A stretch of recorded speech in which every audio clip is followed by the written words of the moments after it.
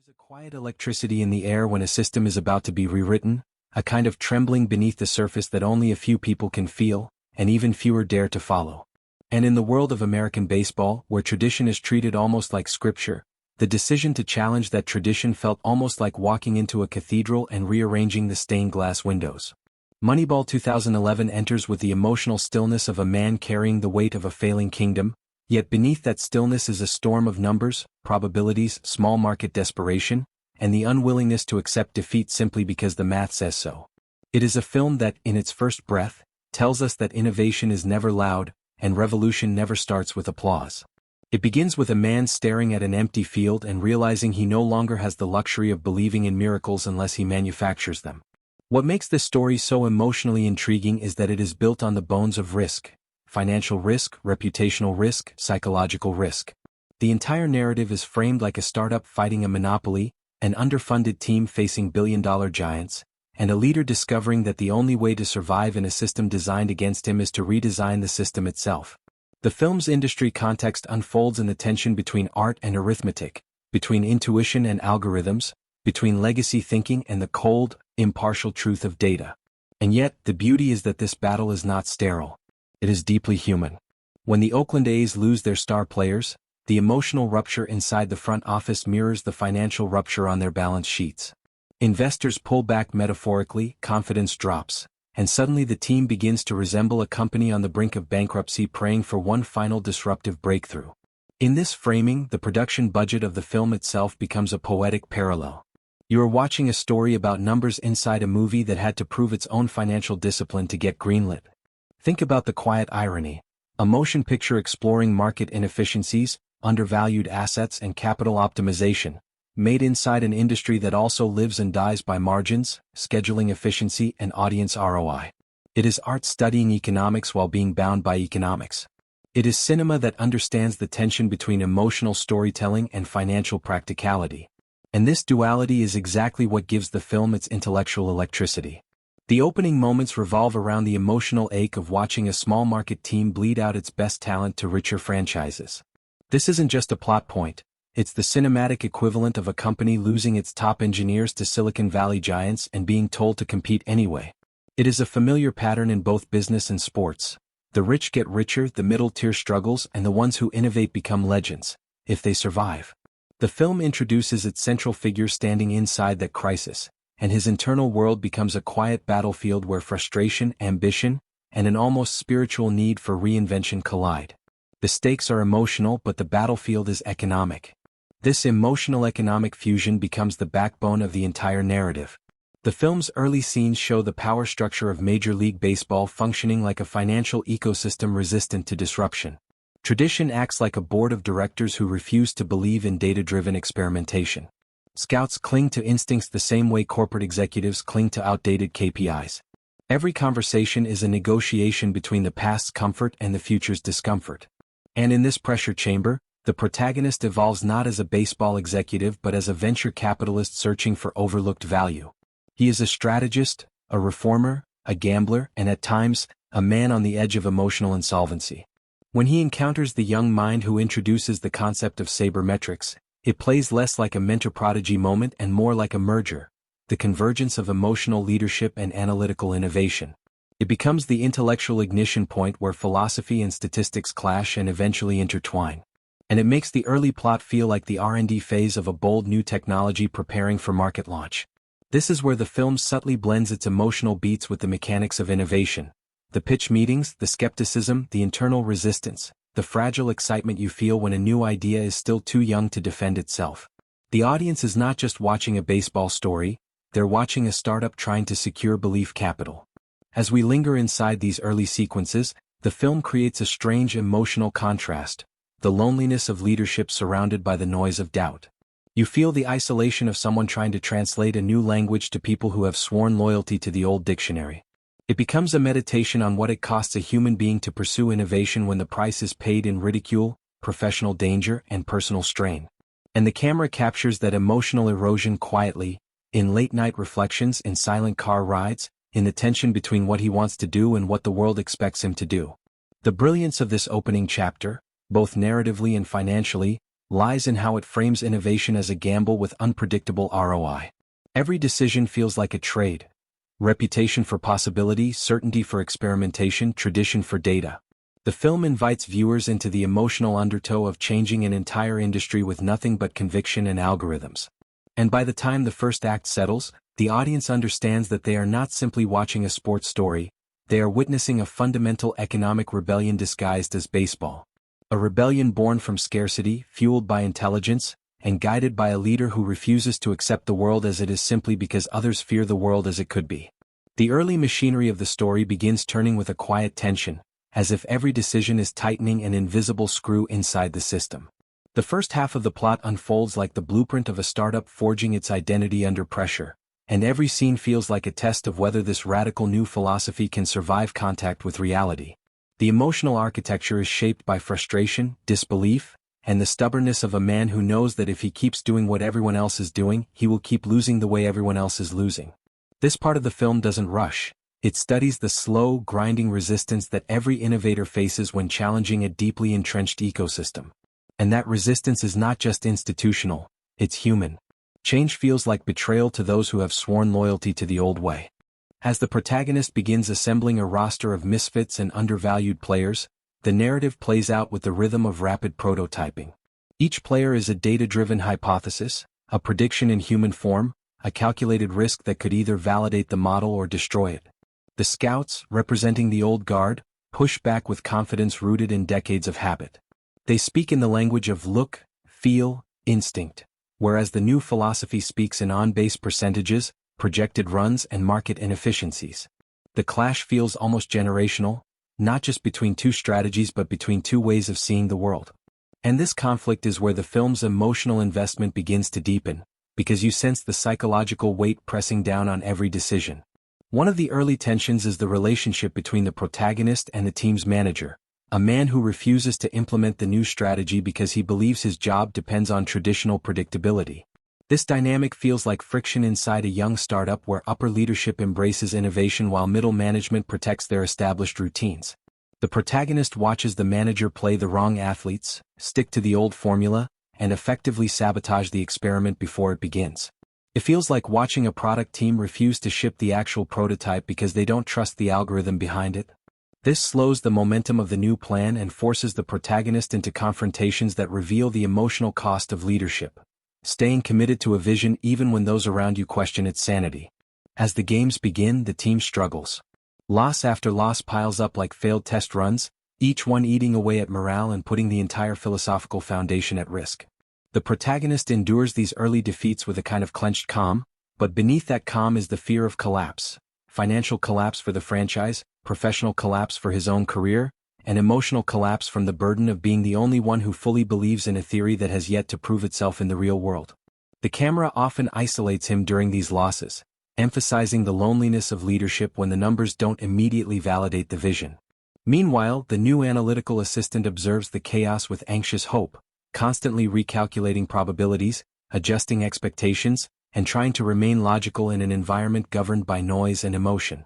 His presence creates a dynamic similar to a young CTO balancing the purity of data with the unpredictable irrationality of human behavior.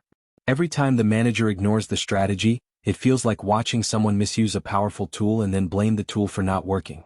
These moments reveal the fragility of any disruptive idea when the system it enters refuses to cooperate. The emotional strain intensifies when outside voices, media, players, fans, and internal staff, begin criticizing the protagonist. He is accused of dismantling the team, of disrespecting tradition, of gambling with people's livelihoods. This is the human tax innovators often pay when trying to improve a system that does not want to be improved. The film portrays these moments not with loud confrontations but with quiet erosion, small comments, sideways glances, closed doors. It shows how emotional pressure builds in silence, not in shouting matches. But the prototype does not stay broken. Slowly, through enforced discipline and a few confrontational adjustments, the protagonist begins shaping the roster according to the data-driven model. Players who were once dismissed as weak links begin to perform with surprising consistency. It feels like the first spark of validation inside a long experiment, a moment when the numbers begin whispering that the idea might work after all. These early successes are not glamorous. They are small, fragile, and easily overshadowed by skepticism. But inside the narrative they feel monumental, like the first signs of life in a lab-grown experiment everyone expected to fail. As the first half of the plot builds toward its midpoint, the emotional and strategic stakes converge. You feel the protagonist's internal war, the desire to trust the numbers versus the fear of being remembered as the man who broke the team.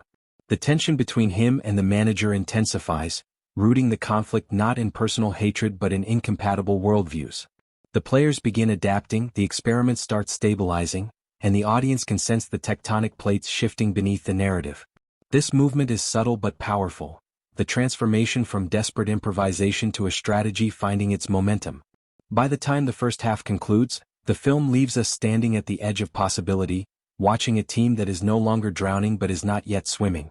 The data is starting to speak. The philosophy is beginning to breathe. And the protagonist, though still burdened, now carries a flicker of belief strong enough to challenge the storm ahead. The emotional investment deepens not because victory is guaranteed, but because the cost of failure is now far more personal. This is the moment when the experiment stops being theoretical and becomes a real-world gamble with consequences embedded in every pitch, every decision, every risk.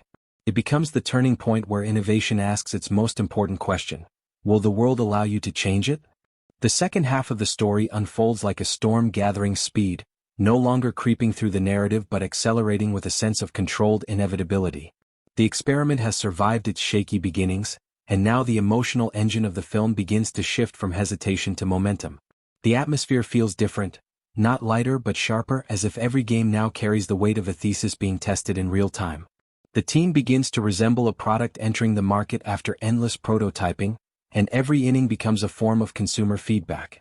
Success is no longer an abstract hope. It is a measurable signal that the model might truly work. As the roster begins to align with the analytical vision, the team's performance starts improving in quiet, almost unnoticed increments. These first signs of stability feel like the early stage of market adoption, not a viral explosion but a slow, steady indication that the idea is gaining traction.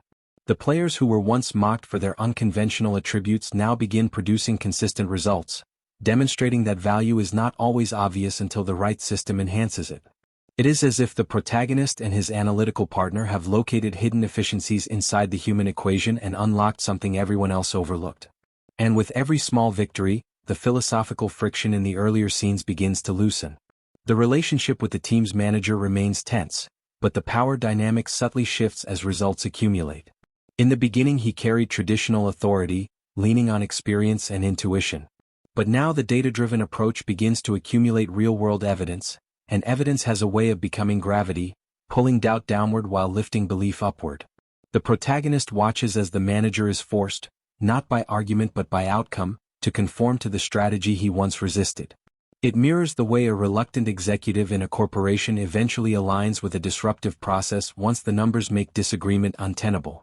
Innovation, once fragile, now starts to feel inevitable. The emotional rhythm of the story grows more intense as the team enters its famous winning streak. This streak functions like a proof of concept achieving public visibility, the moment when an innovative product leaps from niche interest into broader recognition. What makes this stretch of the film so powerful is that it is not framed as luck. The victories carry the sensation of a machine finally synchronizing, a harmony between players, strategy, probability, and trust. Yet even in this ascent, the protagonist remains emotionally distant, as if success itself feels dangerous, temporary, or unearned. His restrained reaction reveals a psychological truth. People who have faced institutional resistance for years often struggle to believe in victory even as it unfolds. The montage of consecutive wins becomes a cinematic heartbeat, each game adding pressure, expectation, and the looming fear that momentum can collapse at any moment. The team's rise triggers media attention, debates, criticism, and praise. It feels like a disruptive startup suddenly hitting a massive surge in demand, forcing the world to pay attention whether they agree with the philosophy or not. This portion of the story is less about baseball and more about the emotional intensity of watching an idea cross the threshold of acceptance. And in every scene, the protagonist walks with the quiet knowledge that success does not erase doubt, it merely gives it less room to speak. As the winning streak grows, so does the personal pressure weighing on the protagonist. His internal conflict becomes louder even as the world cheers louder. It is an emotional contradiction many innovators face, the fear that a single failure will erase all credibility gained. The film shows this through intimate, quiet moments, solitary drives, uneasy silence in the office, a hesitant smile during victories that feel too fragile to celebrate. He becomes a man suspended between triumph and anxiety, knowing that the higher a system climbs, the more violently it can fall. When the streak reaches its peak and the team stands on the edge of breaking a historic record, the emotional stakes hit their highest point. The record becomes more than a sports milestone. It becomes symbolic validation of an entire philosophy. The tension in the stadium feels like a company nearing its IPO, with the whole world watching for any sign of failure or glory. Every pitch carries the psychological weight of years of resistance, criticism, and personal battles. Each moment becomes an emotional referendum on whether innovation deserves to win. And then the story delivers one of its most profound emotional turns. Despite the overwhelming momentum, despite the crowd, despite the narrative leaning toward triumph, the team almost collapses under the weight of expectation. A massive early lead evaporates and the players begin to crumble. The protagonist watches with a quiet, tortured expression, understanding the brutal truth of disruption. No theory, no model, no data can fully protect a system from human volatility. Innovation does not guarantee stability. It only increases the probability of success, never the certainty. When the final moment of that record-breaking game arrives, it is delivered not through analytics but through emotion. A single swing, a single player once deemed worthless stepping into a moment of destiny. His home run becomes a poetic alignment of data and heart, strategy and soul. It is the film's most symbolic collision of theory and humanity. The protagonist allows himself to feel a brief flicker of pride, but even in that moment he understands that this victory, monumental as it is, does not erase the deeper battle that still lies ahead. The second half of the story closes with the team advancing toward the postseason, carrying the hope of turning innovation into ultimate triumph. But as the protagonist knows, markets are unpredictable, systems are fragile, and outcomes do not always reward the most brilliant strategy. This looming uncertainty sets the stage for the emotional and philosophical conflict that will define the final act. Innovation has proven itself. But the world, as always, has the final say. And the protagonist walks toward that unknown with the quiet strength of someone who understands that changing the system is not about winning a single season. It is about transforming the future, even if the present refuses to cooperate. The deeper psychological architecture of the story begins to surface here, where the film shifts from strategy and momentum into the intricate landscape of human behavior, cognitive bias, personal wounds, and the emotional economics driving every decision.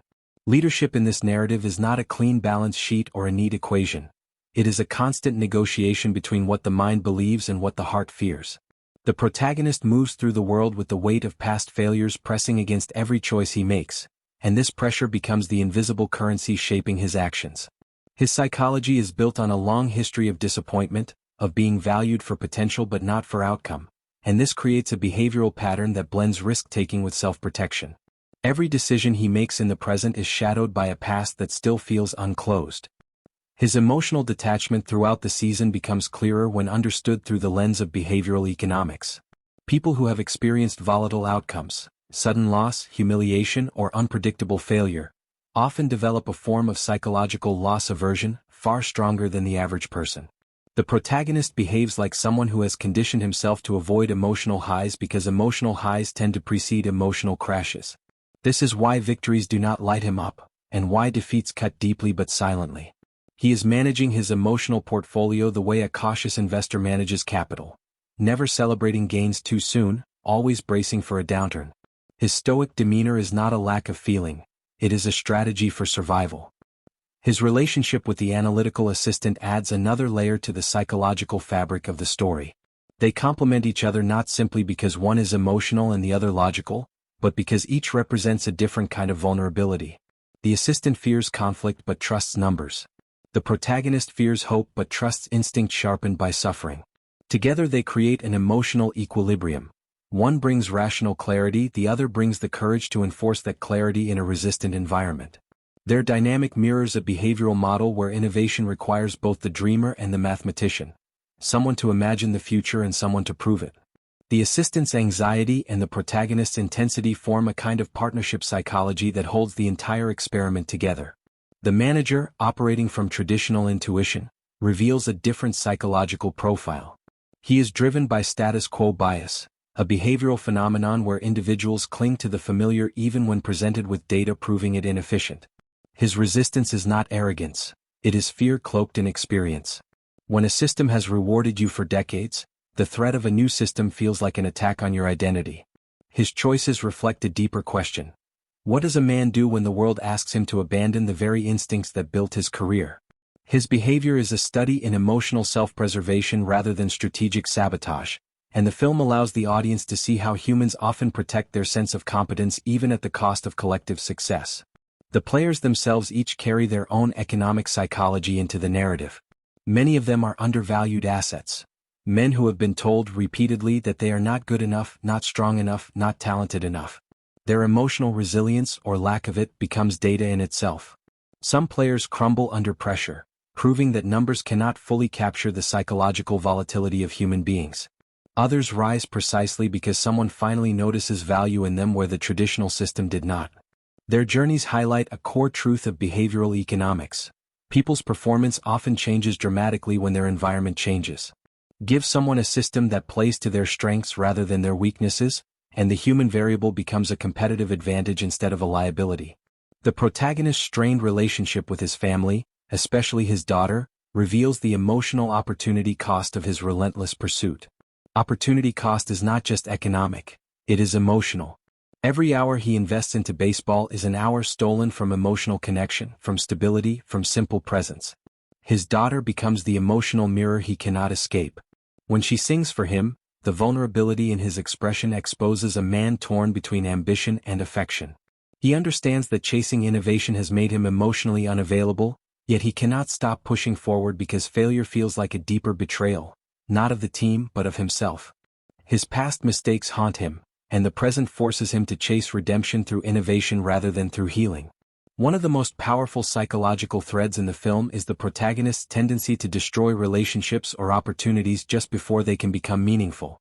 This is a classic behavioral pattern known as self-handicapping, where individuals subconsciously sabotage themselves to protect against the pain of future failure. If you detach first, you cannot be abandoned. If you dismiss celebration, you cannot be disappointed. His refusal to watch games live, his aversion to praise, his cold breaks during negotiations. These choices reflect a mind trying to stay in control of its emotional exposure. The field becomes a metaphor for his interior world, a terrain where he avoids standing too close to hope because hope has betrayed him before. The assistant's journey mirrors a different psychological evolution, the growth from timid analyst to someone who discovers the strength to believe in his own ideas. His early nervous energy slowly transforms into confidence as the system begins working, showing how competence grows when given the space to prove itself. His arc demonstrates the behavioral principle of confidence compounding, where small wins accumulate and reshape self-perception. His reliance on numbers is not detachment but a coping mechanism, a way to navigate a world that feels emotionally unpredictable. His loyalty to the protagonist is rooted in gratitude, intellect, and shared belief, the psychological alignment that often fuels true innovation.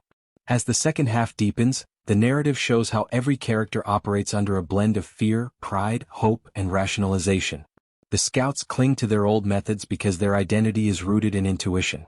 The manager resists because new systems threaten his authority. The assistant calculates because numbers feel safer than emotions. The players adapt because belief becomes more empowering than talent. And the protagonist fights because the world keeps telling him that he cannot win unless he plays the game their way. His greatest psychological flaw and his greatest strength are the same. He refuses to accept reality as fixed. This stubbornness is what breaks him, but it is also what transforms him. By the end of this psychological landscape, the film positions every character as an investor, not just in baseball but in belief systems. Each individual makes emotional trades, takes cognitive risks, manages internal markets of fear and ambition.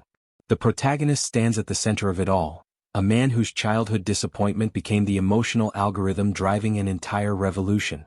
His behavior is not simply strategic, it is the product of decades of internal scarcity. And in this lies the film's emotional brilliance.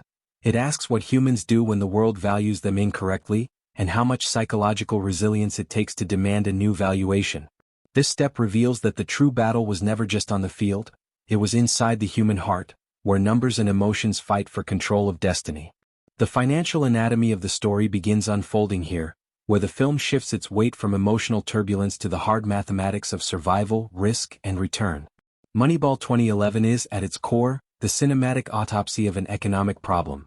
How does a small market team compete in an ecosystem where financial giants dominate every negotiation? The Oakland A's enter the season functioning almost like a mid-sized company trapped inside an industry undergoing consolidation. Their payroll sits near the bottom of the league, their best talent has migrated to wealthier organizations, and their only competitive advantage is a willingness to rethink the value of every dollar. In a landscape where big franchises spend freely and comfortably, the A's must transform scarcity into strategy, and scarcity in this narrative becomes the mother of invention. The movie itself mirrors this economic tension in its production budget, which hovered around the mid-$40 million range, a number relatively conservative for a major studio drama featuring A-list actors. This was a calculated risk for the studio, a decision that balanced star power with fiscal discipline.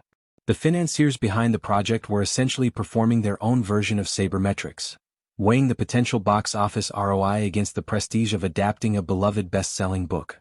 The film needed to appeal not only to sports fans but to audiences fascinated by business disruption and human psychology.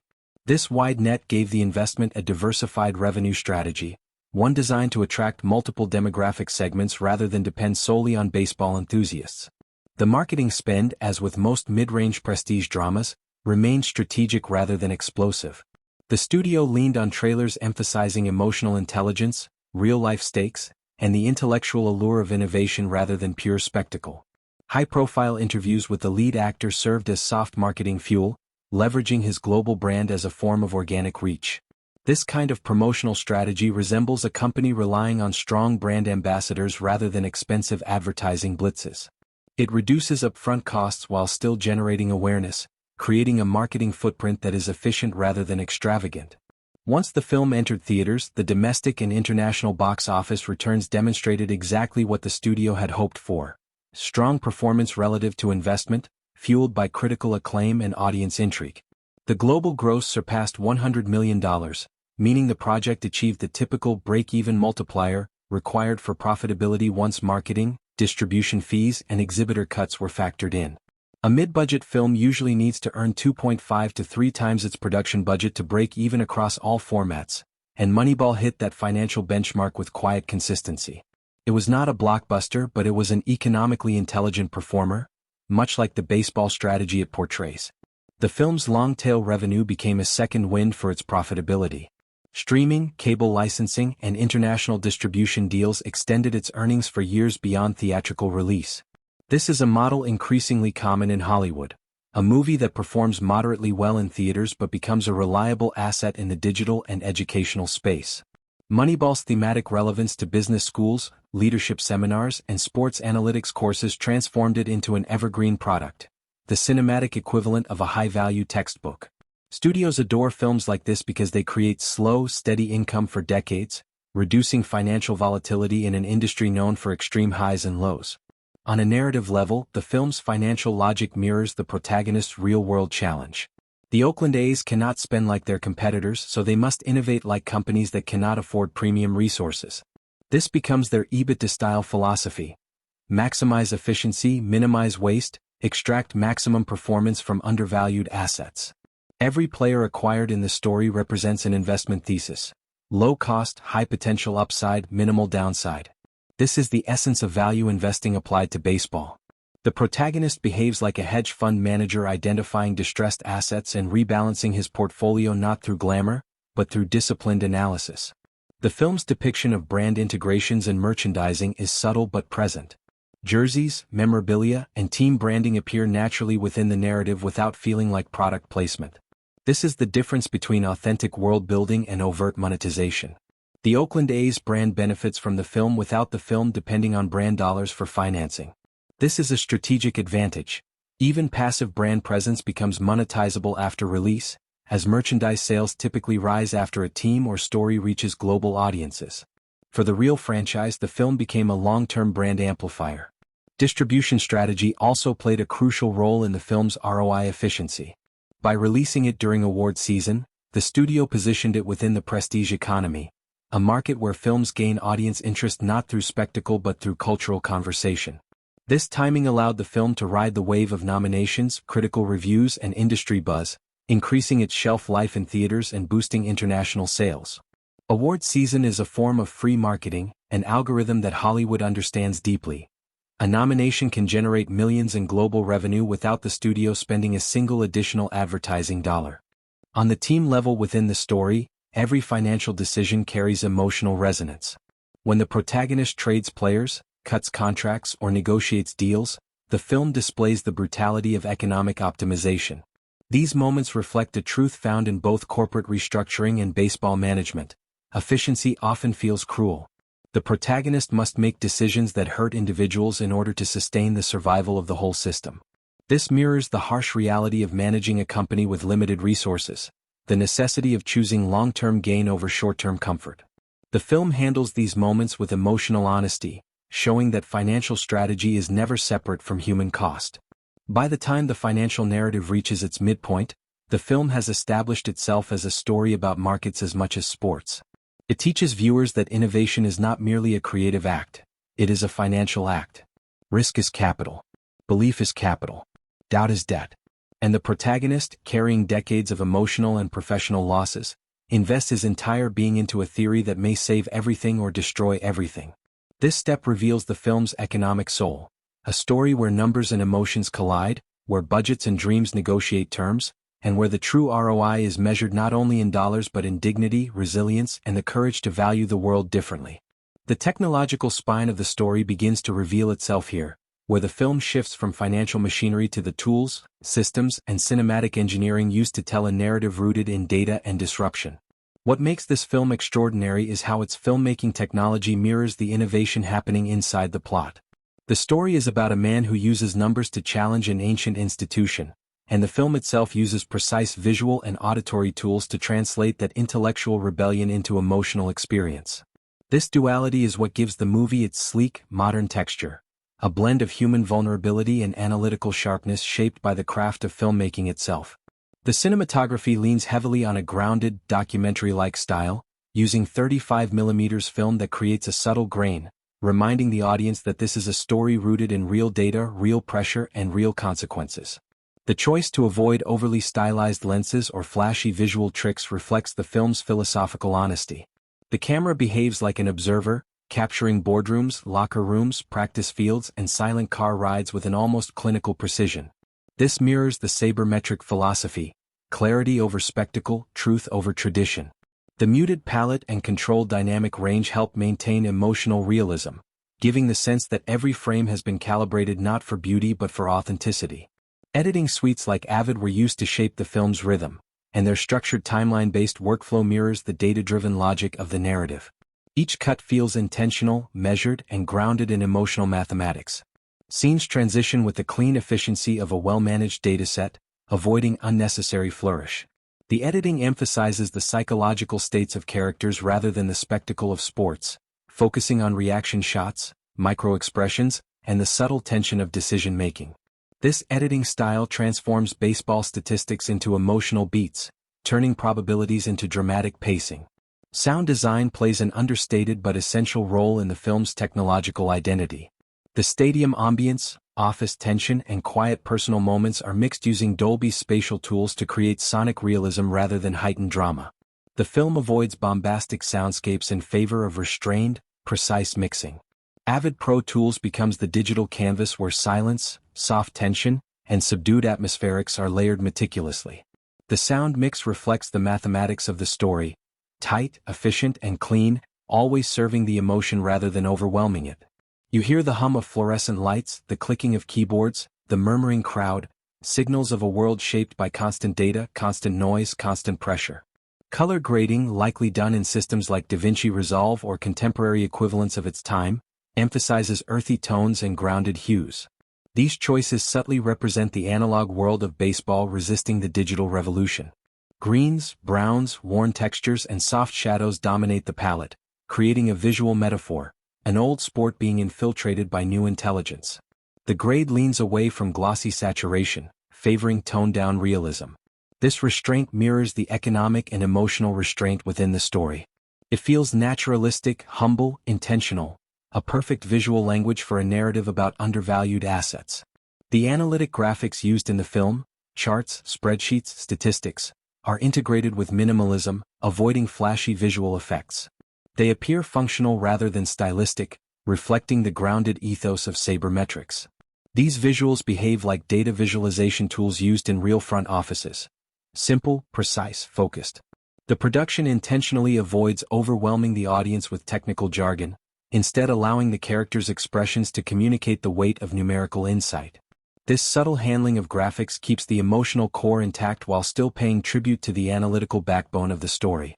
Camera systems, particularly lightweight film cameras and Steadicams, allow the film to shift seamlessly between intimate character moments and kinetic sports footage.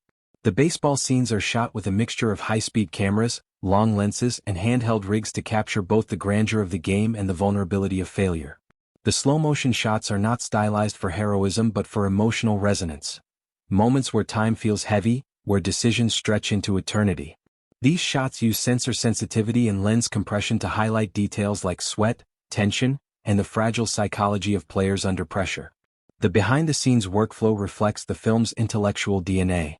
Shot logs, performance data, location analytics, and continuity spreadsheets were used with near-surgical precision to maintain consistency across scenes.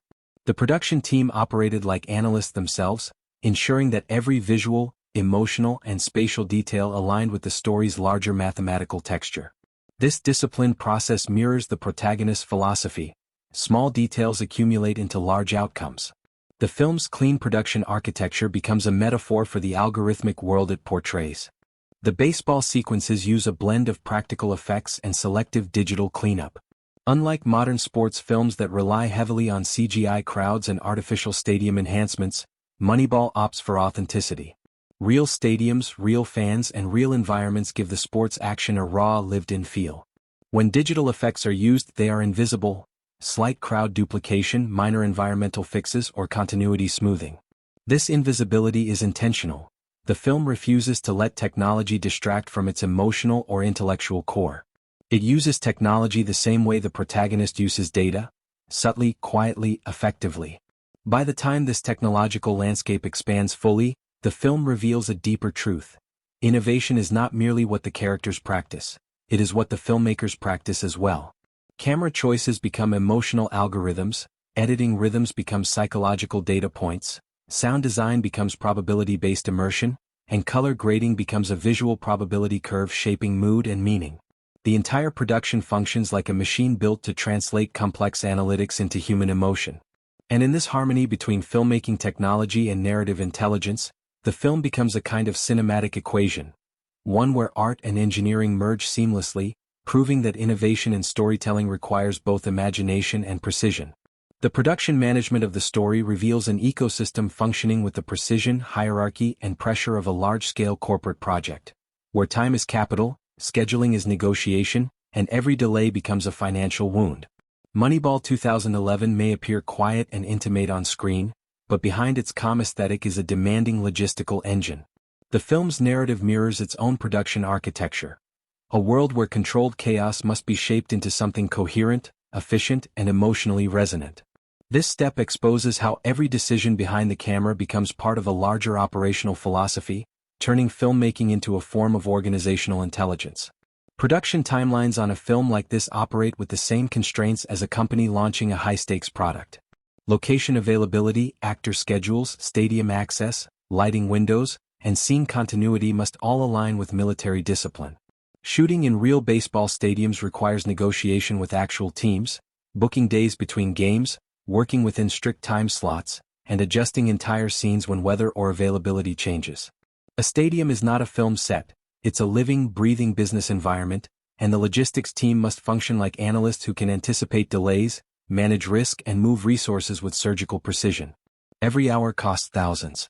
Every mistake costs days. The hierarchy on set mirrors the hierarchy of a corporate project team. The director sits at the top like a CEO, shaping vision and strategy. Producers operate like COOs, ensuring financial health, resource allocation, and operational fluidity. Assistant directors control timing, workflow, and set discipline, the equivalent of project managers responsible for keeping the engine on schedule. Cinematographers, gaffers, grips, and camera teams function like specialized technical departments, each with its own micro-hierarchy, communication structure, and deliverables. This organizational model transforms the set into a temporary corporation, built to solve one massive problem: convert time into meaning without wasting capital. Budget allocation affects every logistical choice. Scenes with large crowds must be minimized because extras cost money.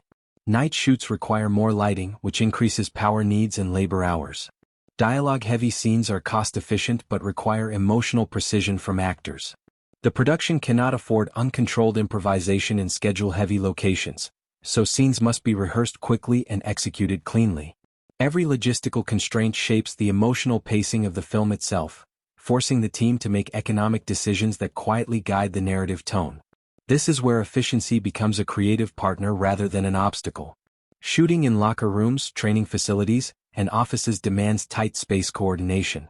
These environments are not built for film crews. They require modified lighting rigs, carefully placed cameras, and selective framing to avoid clutter. Production designers collaborate constantly with camera departments to optimize the physical space, turning real locations into cinematic assets. This coordination resembles interdepartmental alignment within a corporation. Art, camera, sound, and direction must all sync their workflows or the system fractures. One miscommunication can ruin an entire day's schedule. Visual continuity becomes another form of logistical discipline. Because films are rarely shot in order, the production must track wardrobe details, emotional states, time of day, props, injuries, and environment changes with near-scientific accuracy. A simple mistake, an unplanned shadow, a missing baseball card on a desk, a different collar fold, can jeopardize the integrity of the scene. Script supervisors serve as the guardians of this continuity, functioning like data auditors who prevent inconsistencies from corrupting the final product. Their role, though often invisible, is central to production quality. Managing actors' availability intensifies the logistical balancing act. High-profile actors have rigid schedules governed by previous commitments, contractual limits, and personal boundaries.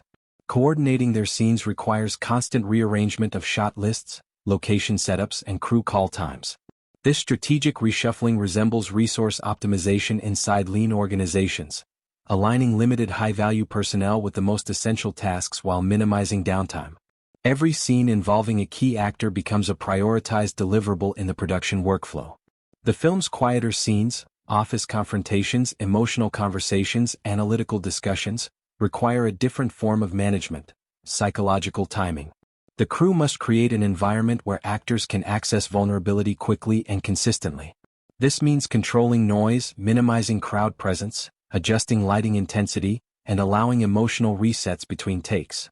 The production team becomes a kind of emotional operations unit, ensuring that the environment supports the psychological demands of each scene.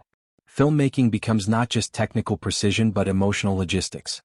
Stadium sequences, by contrast, demand large-scale coordination across departments. Lighting teams must match real game lighting to maintain continuity. Camera teams must track action without interrupting real operations on the field. Sound teams must capture organic ambience while avoiding audio contamination from outside events. Background extras must be choreographed to create believable crowd motion. These scenes resemble managing a sprawling project with hundreds of moving parts. A logistical feat where every microtask supports the larger illusion of a living, breathing sports world. By the time the production machine reaches full speed, the film reveals something deeper. The story of data-driven innovation is built on a foundation of human-driven logistics. The studio operates like a corporate ecosystem where timing, coordination, discipline, and resource allocation determine whether vision becomes reality. The protagonist in the film uses data to solve inefficiency in baseball. The filmmakers use management intelligence to solve inefficiency in storytelling. Both worlds operate on the same truth: time is capital. Every delay is a cost. Every decision is an investment. And the final product, whether a winning season or a powerful film, depends on managing complexity with both precision and heart. The story now shifts into the territory of accuracy, authenticity, and the intellectual rigor behind adapting real events into cinematic language. This step exposes how the film balances truth with narrative rhythm, and how the writers and filmmakers navigate the tension between historical fidelity and emotional clarity. Moneyball 2011 sits in a unique space where sports history, statistical science, organizational behavior, and human psychology collide. The filmmakers must honor the true revolution behind sabermetrics while also shaping a narrative that audiences can emotionally follow. This requires a blend of research integrity, selective compression, and thematic truth, the kind of balance historians, scientists, and storytellers constantly negotiate. The foundation of the film's accuracy begins with sabermetrics itself, a statistical movement rooted in real mathematical models pioneered by Bill James and later expanded by analysts across Major League Baseball.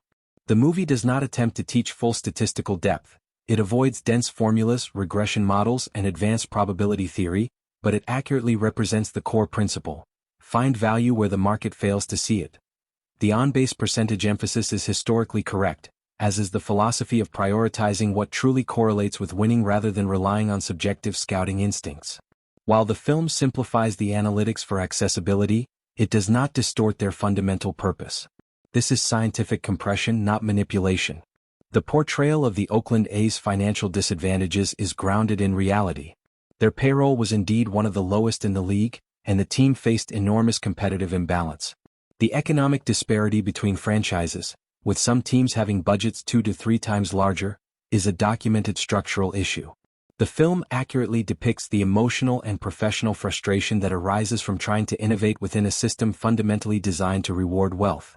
This socioeconomic realism strengthens the narrative's documentary undertone, highlighting baseball not just as a game but as a financial ecosystem with built-in inequities. Some dramatization occurs in the composition of characters. The assistant portrayed in the film is inspired by Paul de Podesta, but the character's name and certain personality traits were altered. The real analyst is more assertive and experienced than the nervous, hesitant version shown on screen. However, this artistic adjustment serves an emotional purpose. It creates a clearer contrast between intuition and analysis, tradition and innovation.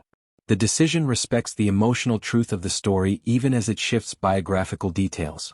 This is a standard technique in historical cinema, shaping personalities into archetypes that support thematic resonance. The team's manager, too, is depicted with heightened friction. While real-world tensions existed, the film simplifies the complexity of managerial decision-making for dramatic clarity. In reality, disagreements were more nuanced and less confrontational. But film requires conflict to externalize philosophical debates that, in truth, often occur quietly or indirectly. This stylization doesn't distort the historical backbone. Instead, it translates institutional resistance into an emotionally accessible form. Audiences need visible conflict to understand invisible systems. The 20-game winning streak, one of the most accurate and faithfully depicted arcs in the film, remains one of the most remarkable achievements in MLB history. The portrayal of the record-breaking game, with its sudden collapse and dramatic recovery, is largely factual. The film captures the emotional volatility of that night with fidelity: the early lead, the collapse, the tension, and the final home run by a player who embodied the spirit of overlooked value. This moment serves as a cinematic parallel to the analytical revolution at the heart of the story, an undervalued athlete delivering historic impact. What the film compresses, by necessity, is the broader ecosystem of sabermetric contributions across the league. Many teams were exploring statistical models at the time, not just the A's, and the innovation was not the work of a single executive. But the film narrows the focus to create narrative cohesion. It crafts a central emotional lens through which audiences can witness institutional change. This is not historical distortion, it is storytelling efficiency. A film cannot follow an entire analytical movement across all franchises, so it selects the most emotionally compelling representative. Scientific accuracy appears not only in the sports analytics but in the portrayal of cognitive biases. The film demonstrates confirmation bias, sunk cost fallacy, status quo bias, and survivorship bias with remarkable precision. These psychological phenomena are documented in behavioral economics, and their representation in the film is strikingly authentic. The scouts rely on outdated heuristics, managers trust their instincts despite contradictory data, and decision-makers prefer familiarity even when inefficiency is measurable. This psychological accuracy is one of the film's most underrated achievements. The emotional accuracy of the protagonist's journey reflects the documented reality of leadership under pressure. While the film dramatizes certain moments, the underlying emotional truth, the loneliness, the doubt, the burden of responsibility, aligns with testimonies from real executives who lead disruptive change. Organizational reform requires resilience, thick skin, and psychological stamina, and the film captures this with remarkable fidelity. Success does not eliminate fear, it often amplifies it. Innovation rarely brings immediate gratification. These emotional laws hold true in real sports management, corporate reform, and scientific revolutions. By the time the film reaches the peak of its historical and scientific exploration, it becomes clear that Moneyball 2011 is not a documentary but a narrative adaptation built on the backbone of accuracy, strengthened by selective compression, and shaped by emotional fidelity. The numbers are real. The strategies are real. The financial imbalance is real. The human resistance is real. What shifts, purposely, thoughtfully, are the interpersonal dynamics and compressed timelines that allow audiences to experience a decade-long revolution in 2 hours. This step reveals how the filmmakers honor truth not by replicating every detail, but by preserving the heartbeat of a paradigm shift that redefined an entire sport. The visual identity of the story unfolds here with a kind of quiet mathematical elegance, where cinematography becomes the emotional instrument translating strategy, pressure, risk, and human fragility into geometry and light. Moneyball 2011 relies on visual engineering rather than visual spectacle, and this restraint becomes its greatest strength. Every frame is designed with purpose, a balance of spatial composition, lens physics, dynamic range, and color science that mirrors the analytical precision driving the narrative. The film does not try to look flashy, it tries to look truthful. And that truth is built through deliberate visual choices that turn baseball, offices, and silence into emotional landscapes. The cinematography often uses medium and close-up shots with shallow depth of field, directing the audience's focus toward isolated expressions rather than grand environments. This visual narrowing aligns with the protagonist's internal world. He is a man surrounded by noise yet locked inside his own thoughts. The blurred backgrounds and tightened compositions reflect his psychological tunnel vision. Lens choices like longer focal lengths compress space, making rooms feel more suffocating, more pressured, more emotionally concentrated. The camera behaves like a diagnostic tool, measuring the protagonist's mental weight by narrowing the world around him. Lighting becomes another form of emotional engineering. Offices, meeting rooms, and scouting sessions are lit with practical fluorescence, casting a cool, clinical tone that mirrors the sterile environment of analytics. These lights create soft fall-off and flat tones that evoke bureaucracy, monotony, and routine. In contrast, stadium scenes use broad, high-intensity lighting that creates sharp highlights and deep shadows, turning the baseball field into a battlefield of emotional extremes. The juxtaposition between indoor softness and outdoor intensity becomes a psychological rhythm, the quiet chess game of strategy versus the roaring unpredictability of performance. The film's color palette leans into muted greens, beiges, browns, and desaturated blues, reflecting the analog textures of early 2000s baseball management. This palette reinforces themes of decay, tradition, and undervalued humanity. Green, the color of the field, of boardroom chairs, of outdated scouting reports, becomes a symbolic thread of stagnation and renewal. Beige and brown tones evoke the aging infrastructure of baseball culture, a visual metaphor for an institution reluctant to modernize. These choices reflect deliberate color science, where saturation levels are kept low to maintain emotional realism rather than idealized fantasy. Composition becomes another tool for emotional narrative. Characters are often framed off-center, allowing negative space to dominate the frame. This negative space is not emptiness, it is pressure. It is expectation. It is the unspoken weight of statistical odds. In scouting rooms, the protagonist is often framed with several faces turned against him, visually communicating resistance without a single line of dialogue.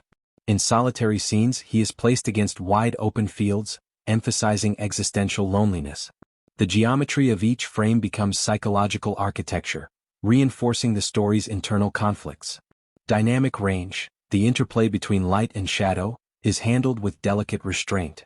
Instead of pushing highlights or crushing blacks, the cinematography maintains a balanced tonal spectrum that feels grounded and unembellished. This choice reflects the film's intellectual ethos, clarity over exaggeration.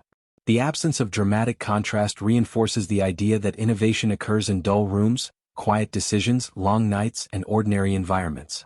The emotional intensity comes not from dramatic lighting but from the weight behind every decision captured on screen.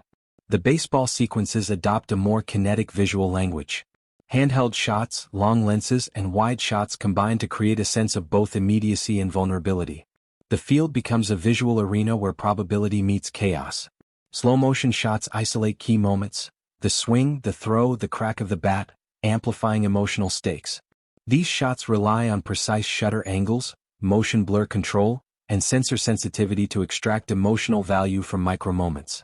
The game becomes not a spectacle but a scientific experiment in motion, where every frame is a data point. Depth and layering play a crucial role in visual storytelling. Office scenes often use door frames, glass reflections, or layered foreground objects to imply the barriers surrounding decision-making. This adds dimensionality to the frame and reinforces the idea that innovation must pass through layers of resistance.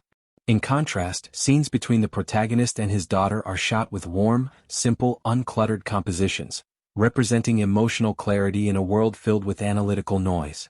This binary visual language creates emotional contrast without needing dialogue. Camera movement remains controlled, almost conservative. Smooth dolly shots and subtle tracking motions reflect the steady, methodical progression of the analytical revolution. Rapid movements or erratic handheld styles are avoided except during moments of emotional turbulence. This careful modulation turns camera motion into an emotional barometer. Calm during strategy, unsettled during doubt, steady during conviction. The camera becomes a psychological narrator, expressing what characters cannot articulate. By the time this visual system fully unfolds, the film reveals a deeper truth. Its cinematography is not decorative, it is analytical. Every frame is crafted with the same precision as a statistical model. Light becomes logic. Color becomes context. Composition becomes probability. The visual engineering aligns so deeply with the narrative that the story feels inseparable from the way it is seen. The film becomes a case study in how cinematography can translate data into emotion, turning a world of numbers into a world of humanity without ever sacrificing the clarity or integrity of either. The sonic world of the story unfolds like an emotional algorithm, where every sound, every musical cue, every silence becomes a calculated input guiding the audience through pressure, ambition, fear, and breakthrough.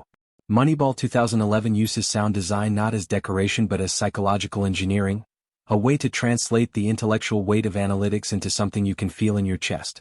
The film's auditory landscape mirrors its themes of constraint, disruption, and emotional restraint. Nothing is loud without purpose. Nothing is soft without meaning. The sound becomes an invisible narrator, whispering the emotional truth behind every decision. The mixing architecture relies heavily on dynamic range control, the strategic balance between loud and quiet moments that shapes emotional rhythm. Office scenes, scouting meetings, and analytical discussions are mixed with a delicate, almost whispered realism. You hear the air conditioner hum, the creak of chairs, the subtle rustle of paper.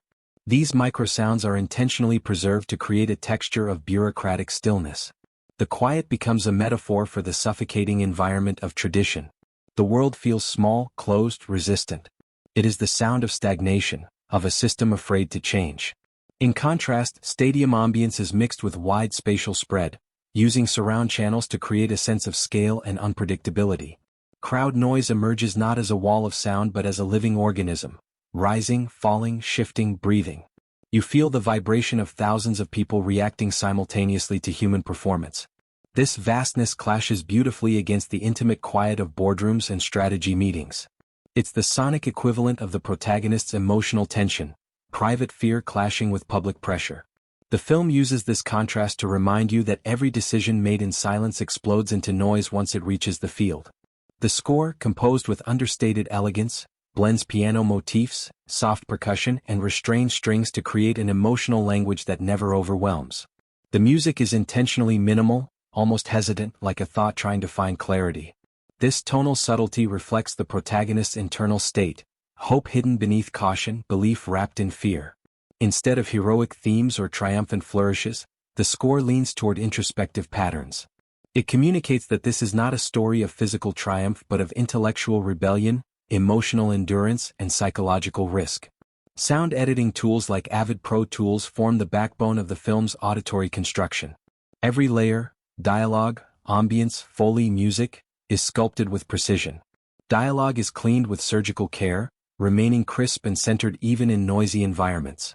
Foley effects, footsteps, bad hits, locker room movement, are mixed at just the right volume to feel tactile without drawing attention. This level of control ensures that the emotional core remains uninterrupted, allowing viewers to absorb the story without distraction. The soundscape becomes an emotional map, guiding the audience through psychological pressure points. One of the film's most powerful tools is silence. Strategic muting of background noise creates emotional suspension, moments where time feels slow, heavy, uncertain. Silence becomes the sound of doubt. Silence becomes the sound of risk. In key scenes, when the protagonist listens, watches, or contemplates, the sound design strips away everything unnecessary, leaving only the pulse of his internal struggle. This is cinematic discipline at its highest level, using absence to reveal presence. Silence becomes a narrative instrument as important as any musical cue. Spatial design plays a central role in shaping immersion. Office scenes use tight stereo imaging, keeping voices centered and ambience narrow, conveying confinement. Stadium scenes use wide stereo fields and delayed rear-channel reflections to mimic real acoustic behavior. The crack of a baseball bat echoes differently depending on camera angle, distance, and emotional emphasis. These acoustic adjustments replicate the physics of real environments. They turn the film into a sonic simulation of two worlds, the analytical cage and the chaotic arena. Mixing decisions also highlight emotional hierarchy. When characters argue about strategy, their voices are mixed slightly forward, with background noise subtly reduced, emphasizing intellectual confrontation. When players interact on the field, Foley and ambience rise, reflecting the sensory overload of performance. When the protagonist encounters personal moments, the mix softens, focusing on breathing, small gestures, and intimate tones. The sound becomes a psychological fingerprint, revealing what matters most in each moment. The score's most iconic usage often aligns with uncertainty rather than triumph. A gentle piano phrase plays not when the team wins, but when the protagonist faces internal conflict. A decision, a doubt, a fear. The music avoids traditional emotional signaling and instead creates a meditative sonic space. It becomes the voice of the protagonist's guarded hope. Even during the famous winning streak, the music remains restrained, emphasizing the fragility of success rather than its glory. This defies typical sports film sound conventions and reinforces the story's intellectual maturity. By the time the film's sound design reaches its full expression, it becomes clear that every auditory choice mirrors the analytical heart of the story. Noise represents chaos. Silence represents contemplation. Stadium roar represents impact. Office stillness represents resistance. Music represents vulnerability. The entire soundscape behaves like a data model translating emotion into frequency and rhythm. It is not loud. It is not showy. It is precise, efficient, intentional.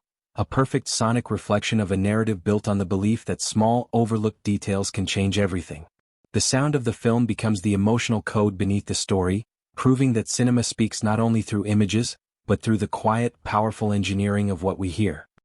The analytical machinery of the story widens now into the broader world of marketing intelligence, audience psychology, and the quiet science behind how a film reaches its viewers. Moneyball 2011 may look like an intimate character drama, but behind its release strategy is a sophisticated understanding of how to target demographics, shape perception, and maximize cultural resonance. This step reveals how the film positions itself not just as entertainment, but as a premium intellectual product. One that appeals to thinkers, leaders, analysts, educators, and emotionally mature viewers who crave stories with depth. The marketing strategy becomes an extension of the film's core theme, finding value in overlooked places. The advertising campaign began with controlled trailer testing, a process where multiple trailer variants were shown to focus groups to determine which emotional angle resonated most. These tests analyzed viewer reactions through measurable indicators like attention spikes, emotional engagement moments, and drop-off points. The final trailers leaned into emotional intelligence, leadership themes, and the human cost of innovation rather than overwhelming the audience with statistics. This was a deliberate segmentation choice. Analytical brilliance wrapped in emotional accessibility. The marketing team treated the trailer like a product prototype, refining it until the emotional signal was clean and strong. Demographic targeting followed a dual strategy. On one side, the studio leaned toward traditional sports audiences, primarily male 25 to 54 with an interest in baseball culture. But the deeper and more profitable target was intellectual viewers. Business school students, MBA programs, corporate professionals, tech workers, and fans of behavioral psychology. This demographic alignment allowed the studio to position the film in a higher-value advertising bracket. Businesses love to run ads on content consumed by decision-makers, analysts, and aspiring leaders. The marketing team understood this and shaped the campaign around seriousness, intelligence, and emotional maturity. Social media campaigns of the era relied on early forms of A/B testing, especially on platforms like Facebook and YouTube. Variants included inspirational quotes, analytical hooks, leadership angles, and emotional family-centered clips. Each variant was measured through click-through rate, engagement time, sentiment analysis, and microtrends. The most effective ads combined the protagonist's emotional restraint with the idea of changing the system.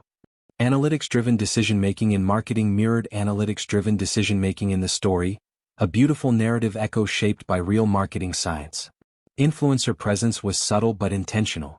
Instead of relying on celebrities, the campaign leaned on sports analysts, baseball journalists, and business influencers to generate organic conversation. Podcasts and interviews with real MLB insiders helped legitimize the film's intellectual foundation. This strategy positioned the movie not as a sports drama but as a case study in innovation.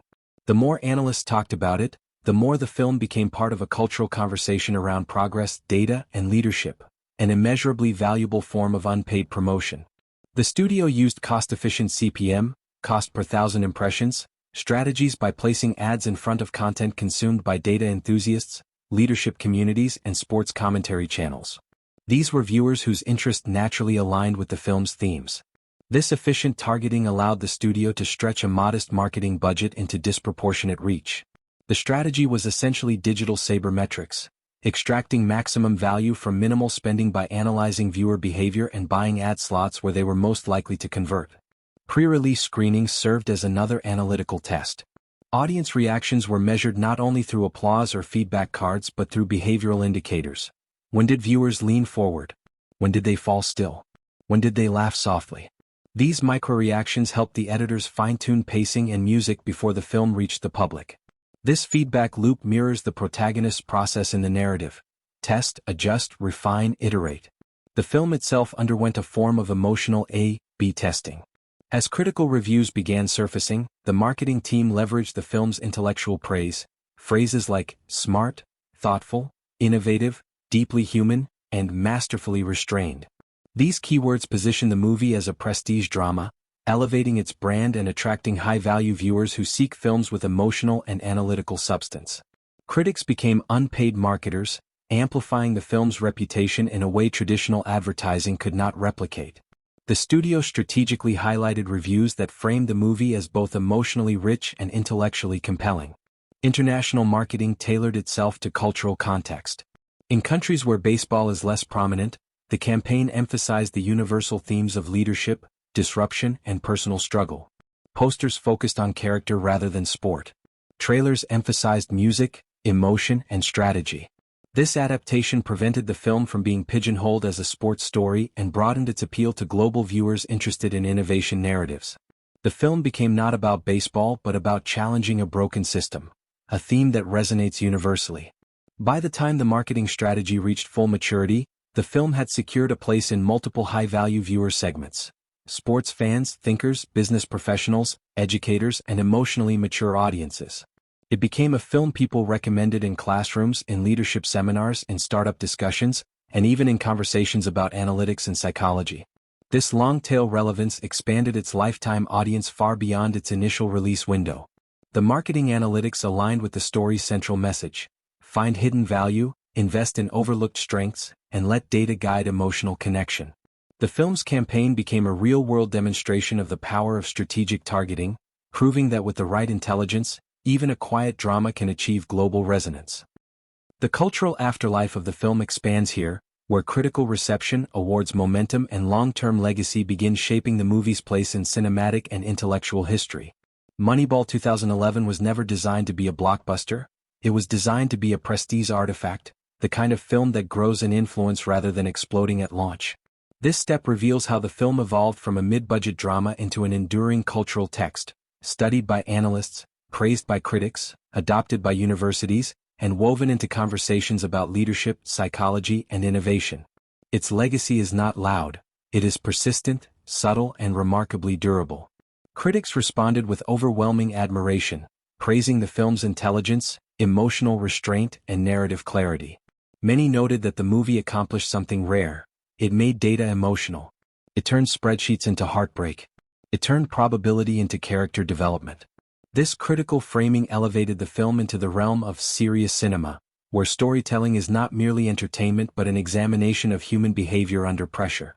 Reviews emphasized the performance quality, the writing precision, and the directing mastery, all of which became part of the film's long-term reputation as one of the smartest sports dramas ever made. Awards recognition soon followed, functioning like a second marketing engine. The film received multiple Academy Award nominations, including Best Picture, Best Actor, Best Supporting Actor, and Best Adapted Screenplay.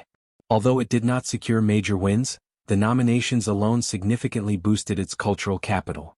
Awards attention is a form of economic currency. It increases international sales, drives streaming interest, and elevates a film into classroom material.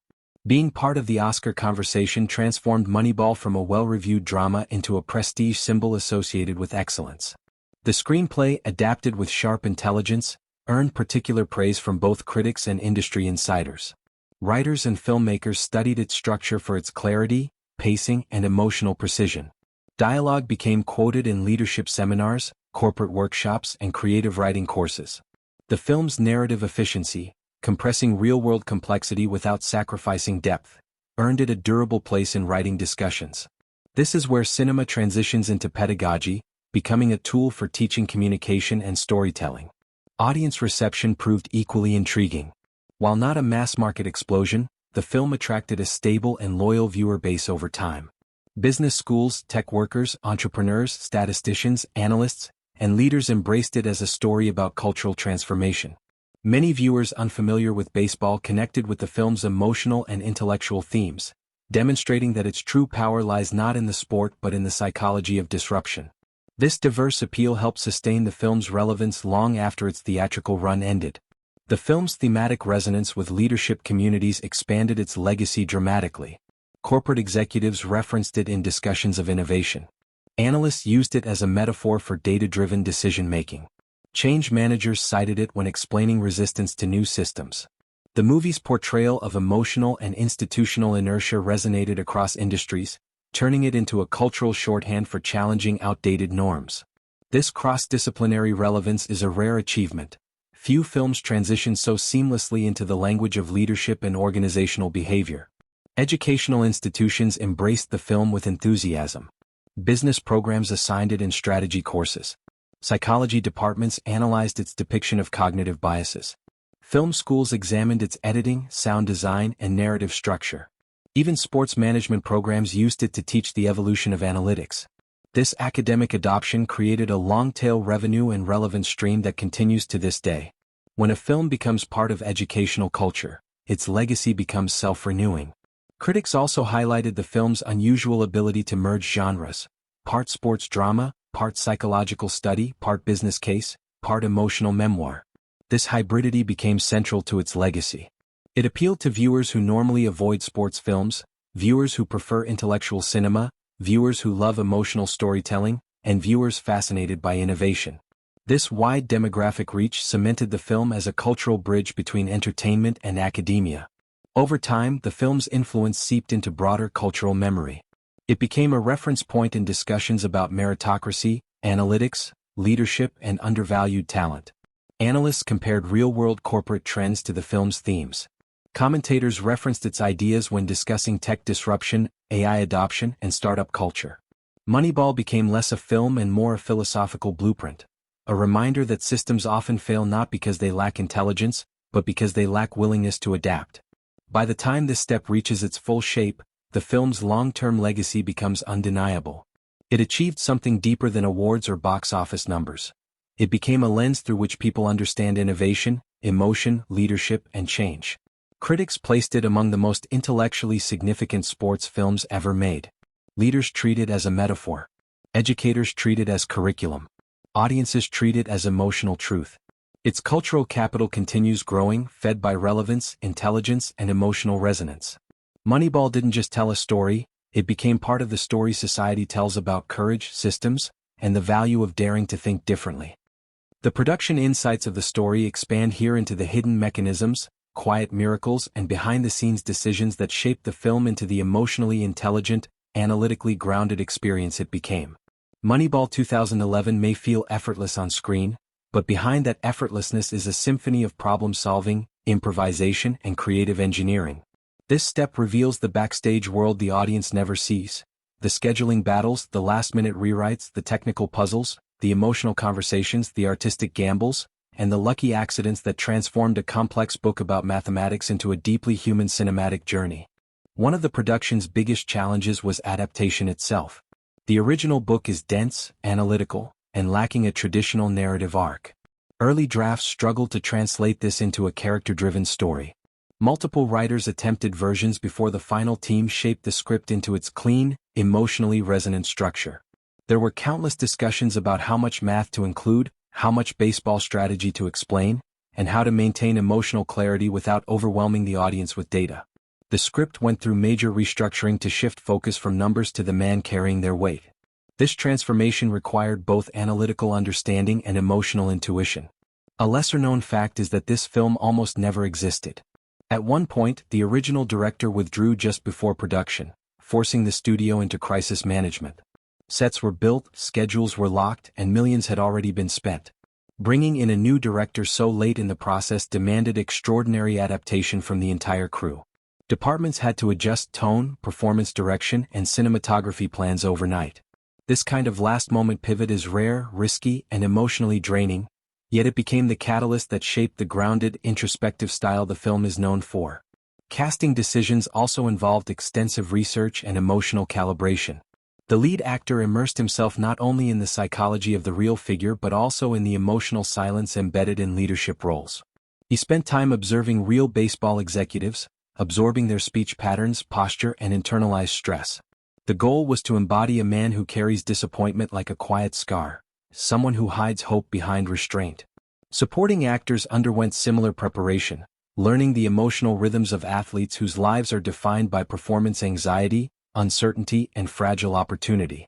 Shooting in live stadiums required near-military precision.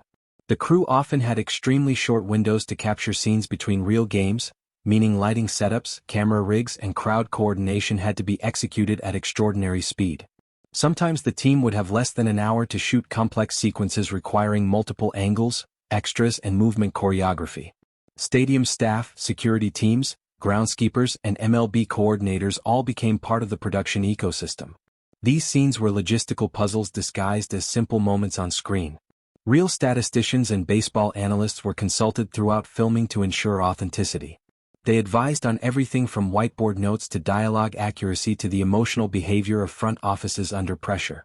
Their feedback influenced character decisions, script adjustments, and even props. The production design team filled offices with real scouting reports, real outdated analytics books, real MLB paperwork, details viewers may never consciously notice but feel subconsciously. Authenticity becomes invisible art. When it works, it disappears, leaving only a sense of truth. One fascinating insight involves the editing process. Early cuts of the movie were more fast-paced, emphasizing statistics and argument scenes. But test screenings revealed something important. Audiences cared most about the protagonist's psychology, not the math. Editors reshaped the rhythm, allowing more silence, more internal moments, more subtle emotional beats. Scenes that originally lasted seconds were extended to capture micro-expressions. Reactions became more important than actions. The final edit feels emotionally heavy because it gives space for thought, a rare luxury in modern cinema. Sound designers faced unique challenges in blending real stadium noise with controlled studio recordings. Actual MLB crowd audio was too chaotic and too variable, so the team created layered soundscapes that combined live recordings with engineered ambience. Crowd murmurs were constructed like musical chords, rising and falling in emotional harmony with the narrative. The iconic quietness of office scenes required precise noise reduction and acoustic shaping so that silence would feel tense, not empty. This is sound engineering as storytelling. Many of the film's most iconic moments were not scripted to be dramatic at all. They became dramatic through performance nuance and directorial trust. A small gesture, a pause, a glance, a breath, details that might vanish in other productions were treated like gold here. The filmmakers encouraged actors to remain in character between takes, allowing emotional continuity to build organically. Some scenes were captured with multiple cameras running simultaneously to preserve authenticity, minimizing interruptions in emotional flow. One of the most surprising behind-the-scenes truths is that the film was expected to be a modest success but not a cultural phenomenon. No one anticipated that it would become required viewing in business schools, leadership seminars, analytics programs and innovation workshops. But the crew sensed early on that something special was happening. The emotional honesty of the performances, the intellectual clarity of the script, the restrained beauty of the cinematography. This collective intuition created a production environment where everyone gave more than the job required. The film became a passion project disguised as a studio picture. By the time the production wrapped, cast and crew recognized that they had created something unusually intimate, intelligent, and emotionally grounded. Behind the scenes, the journey mirrored the story on screen.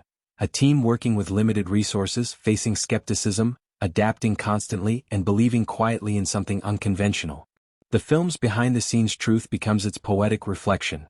Innovation is fragile, creativity is messy, and great stories emerge not from perfection but from persistence.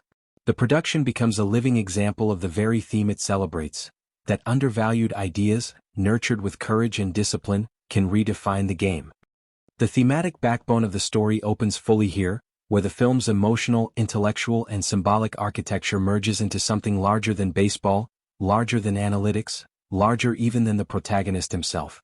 Moneyball 2011 is not simply about winning games, it is about the cost of innovation, the psychology of value, the fragility of belief, and the quiet violence of systems that refuse to evolve. This step uncovers the symbolic code beneath the narrative, the philosophical currents that flow through every scene, and the emotional logic that gives the film its lasting power. Themes become the hidden equations of the story, shaping meaning the way algorithms shape performance. The central theme is value versus perception, a conflict that drives every emotional and analytical moment.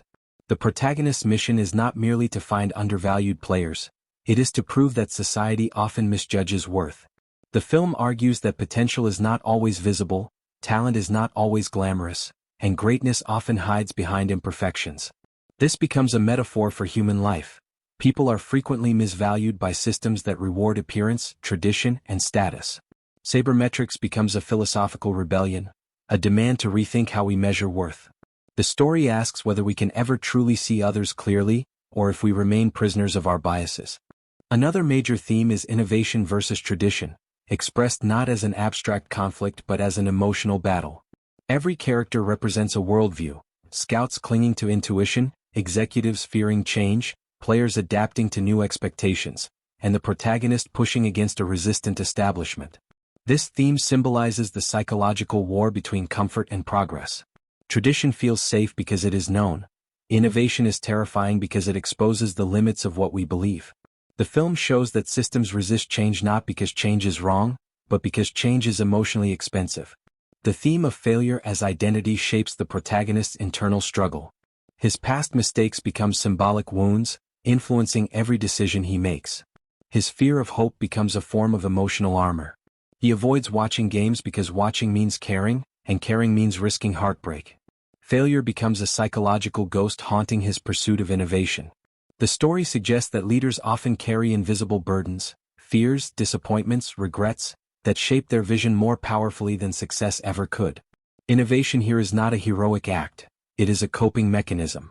The film also explores control versus chaos, a symbolic tension reflected in every baseball game.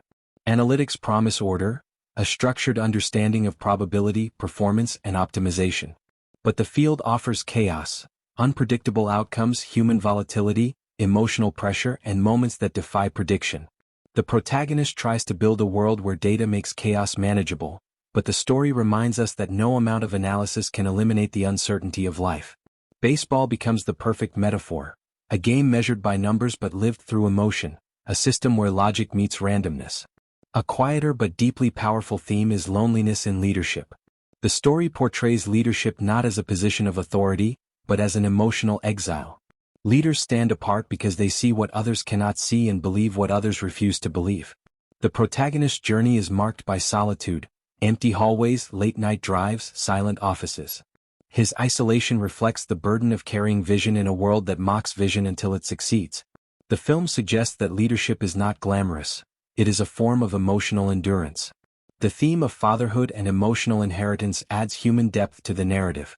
The protagonist's relationship with his daughter symbolizes the emotional cost of ambition. Her presence offers warmth, honesty, and vulnerability, qualities missing from his professional world. She represents the life he sacrifices for his work, and the emotional truth he hides from the world. Their interactions become symbolic pockets of sincerity, reminding him, and the audience, that success means little without human connection. Her song becomes a motif of hope, grounding him in something real when the world feels overwhelming. Symbolism weaves through small details. The empty stadium seats symbolize unrealized potential, unused opportunity, and the silence before transformation. The old scouting office symbolizes the decay of tradition. The protagonist's car symbolizes psychological distance, movement without arrival. Even baseball itself becomes symbolic, a ritualistic, mythological structure representing the illusion of control in a world governed by chance. Every symbol reinforces the narrative's deeper message, that change is emotional before it is structural. The film also explores the economics of emotion, a subtle but powerful theme. Every decision carries emotional cost. Every trade is a moral puzzle. Every success feels fragile. This theme parallels behavioral economics. Human beings do not act rationally even when presented with data. Emotion distorts judgment, alters risk assessment, and shapes decision-making. The protagonist battles not against numbers, but against the emotions of those who fear numbers. Value in the film is not just measured, it is felt. By the time the thematic architecture completes itself, the film reveals its ultimate truth. This is a story about the courage to redefine meaning. It asks what happens when the world's measurement systems fail to capture human truth. It asks whether a single person can shift an entire institution by refusing to obey its flawed logic. It asks whether innovation can survive emotional resistance. The film becomes a symbolic map of modern life, a world where systems are broken, value is misunderstood, and courage is required to think differently. Moneyball becomes not just a film about baseball, but a story about how change begins, how belief survives, and how human beings fight to be seen for what they truly are. The commercialization engine of the story becomes the focus here, revealing how studios, marketers, data teams, and audience analytics shape the journey of a film from creation to cultural impact.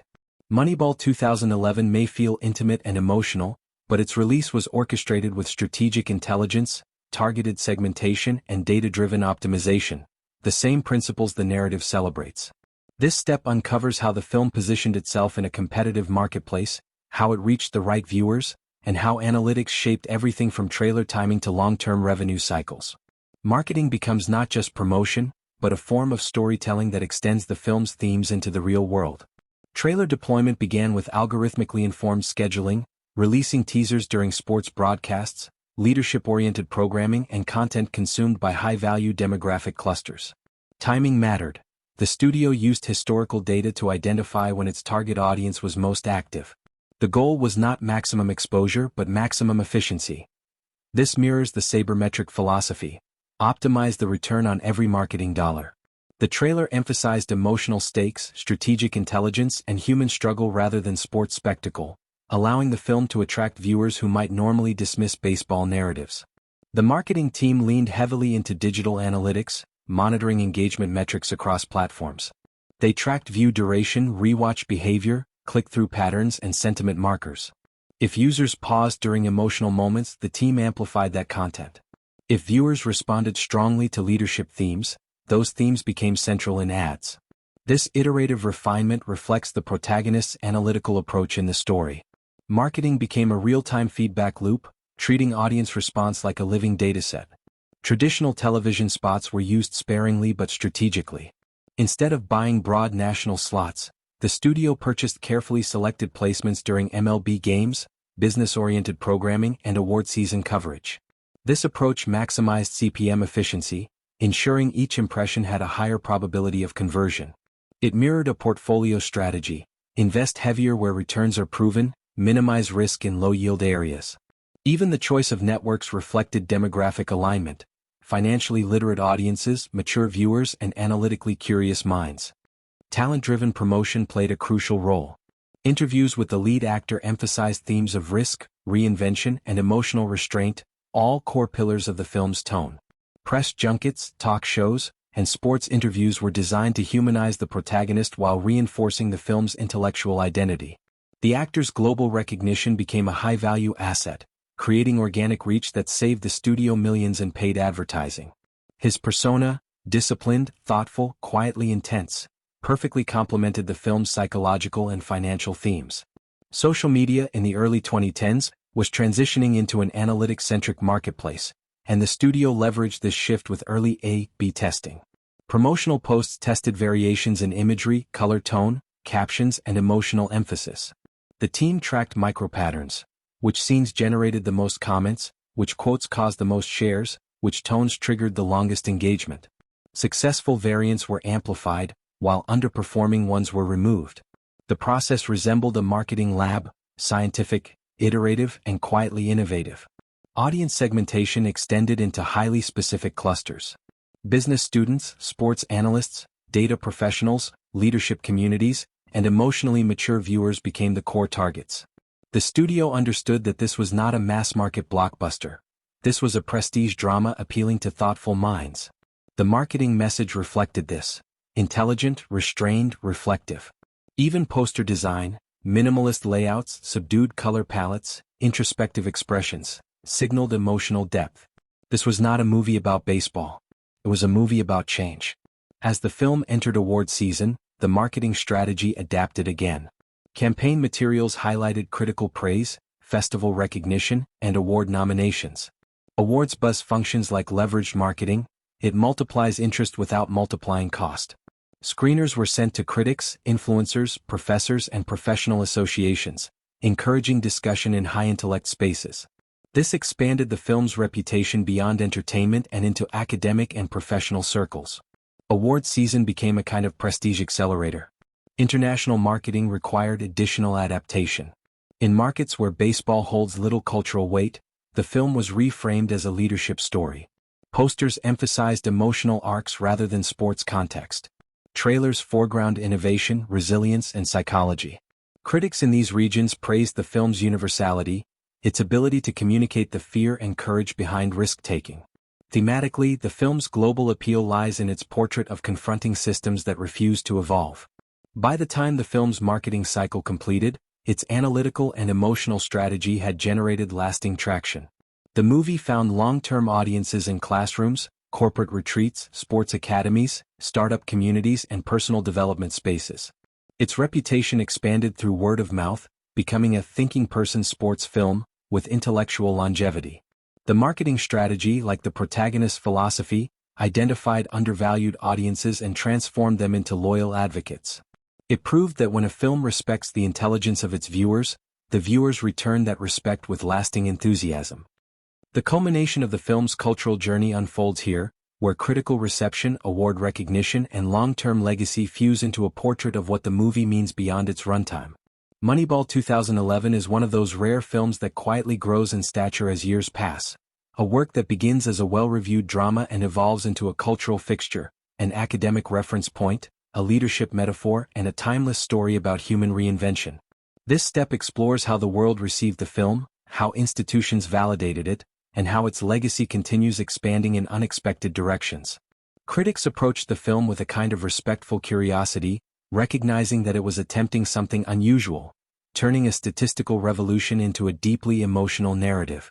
What surprised many reviewers was the precision with which the film balanced intellectual depth and human vulnerability. Critic after critic noted the same paradox, that a movie about numbers felt more emotional than many movies about relationships. The emotional restraint, the quiet interiority, the soft performances, and the understated score combined into a tone that critics described as haunting, meditative, elegant, and unervingly human. This tone distinguished the film from typical sports dramas and placed it in a more rarefied category, intelligent cinema. Award bodies responded with enthusiasm. The film earned major nominations across the Oscars, Golden Globes, and numerous critics' associations. Academy Award nods included Best Picture, Best Actor, Best Supporting Actor, and Best Adapted Screenplay, categories that signal prestige, seriousness, and artistic weight.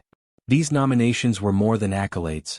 They were signals to global audiences that the film was not simply entertaining but culturally significant. Awards season transformed the film from a thoughtful sports narrative into a respected work of cinema worthy of academic discussion and long-term study. The screenplay became one of the most celebrated aspects of the film's legacy. Writers and critics praised its conversational intelligence, its subtleness, and its ability to compress complex ideas into emotionally accessible scenes. Dialogue lines became quoted in leadership workshops, university lectures, and motivational contexts. The script's ability to communicate philosophy through silence became a major point of study in writing programs. Its structural discipline, clear stakes, quiet tension, emotional microbeats, made it an exemplar of modern screenwriting craft. Audience reception revealed something even more interesting. The groups that connected most deeply with the film were not necessarily baseball fans. Viewers in business, finance, tech, education, psychology, and management embraced the story as a mirror for their own struggles. The struggle to innovate, to challenge norms, to justify risk, to defend unconventional thinking. The protagonist's loneliness became relatable to entrepreneurs. The scout's resistance became familiar to corporate workers. The manager's stubbornness resembled institutional bureaucracy. The film's themes transcended its sport, transforming into metaphors for life and leadership. This thematic universality contributed to the film's long-term resonance. Over time, the movie became a staple in unexpected spaces. MBA classrooms, analytics courses, coaching seminars, startup incubators, and even sports academies across various countries. Educators valued the film for its psychological accuracy, its depiction of cognitive bias, and its power to inspire analytical thinking. Students used it as a case study in innovation. Corporate speakers referenced it when explaining disruption. Coaches used it to teach resilience and adaptability. This academic adoption became the backbone of the film's enduring influence. Culturally, the film sparked renewed interest in sabermetrics and analytics. It didn't merely reflect a movement, it accelerated it. Young analysts entered sports because of the movie. Front offices shifted hiring strategies. The idea that data could reveal invisible value became mainstream, shaping discussions in sports, business, and technology. In a sense, the film didn't just document a revolution, it democratized it. It made analytics accessible to audiences who previously saw numbers as cold or intimidating. It gave data an emotional face. The emotional legacy of the film also grew with time. Viewers connected with the quiet desperation of the protagonist, a man trapped between his past failures and his future hopes. His emotional caution, his internal battles, his suppressed longing for vindication became universally understood. Over the years, audiences returned to the film not just for its intellectual stimulation but for its emotional truth. It became a comfort film for some, a motivational work for others, and a reflective mirror for those navigating uncertainty. Critical reevaluations in later years pushed the film even higher in cinematic rankings. Many now place it among the finest sports movies ever made alongside Raging Bull, Rocky, and Hoop Dreams, but with the distinction of being the most intellectual of them. Others categorize it as one of the best business films, leadership films, or emotional dramas of its decade. It has appeared on lists of films every entrepreneur should watch, films every leader should study, and films every innovator should know. Its interdisciplinary reach became part of its identity. By the time its legacy solidified, Moneyball had become more than a movie. It became an idea, a symbol, a cultural shorthand for challenging outdated systems, believing in overlooked potential, and daring to measure life differently. Its awards cemented its prestige. Its critics cemented its intelligence. Its audiences cemented its heart. The film's long-term value lies not just in what it said, but in what it continues to inspire, a reminder that truth, innovation, and courage often begin as unpopular theories waiting for someone brave enough to defend them. The final movement of the story arrives with a kind of quiet emotional gravity, inviting us to step back from the numbers, from the strategy, from the conflict, and finally see the human being at the center of it all.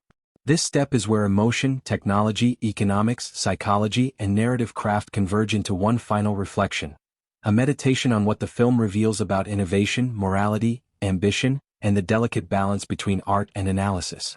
Moneyball 2011 closes not with triumph but with truth, and that truth becomes the emotional signature of the film's legacy. The story's conclusion reminds us that innovation does not always reward its architects. The protagonist changes the system, challenges the establishment, and gives birth to a revolution, yet he does not receive the personal victory the world assumes he deserves. He is offered larger opportunities, wealth, prestige, the chance to win with unlimited resources, and still he chooses to stay, guided not by status but by something quieter and more dignified. This ending defies sports movie tradition. There is no miraculous championship. There is no final roar of crowds. Instead, there is a man confronting the limits of control, the uncertainty of the future, and the ache of decades-long heartbreak. The film teaches us that success is not always loud, and righteousness is not always rewarded. The emotional architecture of the conclusion rests on one central truth: people seek meaning more than victory. Throughout the film, the protagonist wages war not against baseball, but against the pain of being misunderstood, by scouts, by owners, by the institution, and even by himself.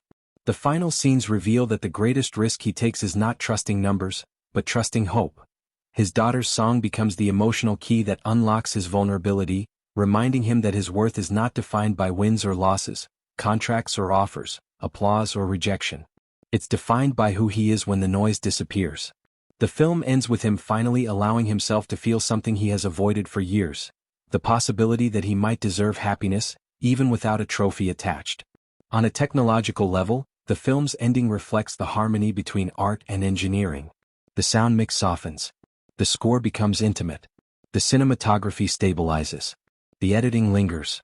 The visual and auditory world shifts from pressure to reflection. These choices signal that the emotional system has transitioned from conflict to contemplation. In earlier steps, technology supported tension. Now it supports tenderness. The final moments become a kind of cinematic exhale, a release of the emotional compression built across the narrative. Thematically, the ending reinforces the idea that innovation is a moral act. The protagonist's journey teaches that challenging broken systems requires courage, conviction, emotional resilience, and willingness to be misunderstood. The final choice he makes is not a surrender, it is a statement of integrity. He chooses loyalty over convenience. He chooses principle over prestige. He chooses meaning over metrics. The film leaves us with the truth that innovation does not guarantee personal reward, but it does guarantee personal transformation. And sometimes, transformation is the real victory. Psychologically, the conclusion reveals the cost of ambition and the fragility of hope. The protagonist learns that no matter how rational we try to be, no matter how carefully we analyze life, emotion will always guide the final decision. He realizes that data can predict performance, but it cannot predict the human heart. It cannot quantify love, regret, longing, or the fear of being hurt again. The ending is powerful precisely because it exposes the limits of the analytical revolution he championed. It tells us that even the smartest mind must eventually listen to its own pain. Economically, the conclusion acknowledges that markets reward success unevenly. The protagonist built a system that created billions in value for teams across the league, yet he himself did not capitalize on it financially. This asymmetry reflects real-world innovation. The pioneers rarely reap the richest rewards. The ending becomes a commentary on capitalism itself, a reminder that value creation and value capture are not the same thing. And yet, the film insists that dignity, integrity, and emotional truth carry their own form of ROI. Artistically, the ending completes the film's emotional circle. The journey began with frustration, isolation, and fear. It ends with clarity, vulnerability, and a quiet acceptance of the past. There is no neat resolution because life rarely offers one. But there is emotional balance. There is self-understanding. There is peace. The film's refusal to deliver a conventional victory becomes its most honest message. Sometimes the greatest triumph is realizing who you are, even when the world does not reward you for it. As the film fades, we are left with a deep, reflective warmth. The sense that we have witnessed a story not about baseball, but about courage, truth, and the cost of believing in a vision the world cannot yet see. Moneyball becomes a reminder that innovation begins with discomfort, leadership begins with loneliness, and transformation begins with the willingness to challenge what others accept without question. It teaches us that real change never arrives with applause.